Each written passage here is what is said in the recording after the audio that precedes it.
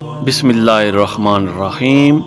دین و اسلام چینل کے ناظرین، السلام علیکم ورحمۃ اللہ وبرکاتہ۔ صحیح بخاری کی حدیث نمبر 384 ہے، نبی کریم صلی اللہ علیہ وسلم اس بچونے پر نماز پڑھتے جس پر آپ اور حضرت عائشہ رضی اللہ تعالیٰ عنہا سوتے اور حضرت عائشہ رضی اللہ تعالیٰ عنہا آپ کے اور قبلے کے درمیان اس بستر پر لیٹی رہتی۔ اسی طرح صحیح بخاری کی حدیث نمبر 385 ہے، ہم نبی کریم صلی اللہ علیہ وسلم کے ساتھ نماز پڑھتے تھے، پھر سخت گرمی کی وجہ سے کوئی ہم میں سے اپنے کپڑے کا کنارہ سجدے کی جگہ رکھ لیتا۔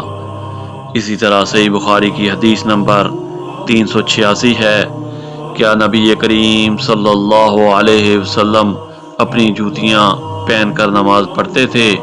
تو انہوں نے فرمایا کہ ہاں۔ قرآن و حدیث کی تعلیمات کے لیے دین و اسلام چینل کو لائک اور سبسکرائب کریں۔ جزاک اللہ خیر۔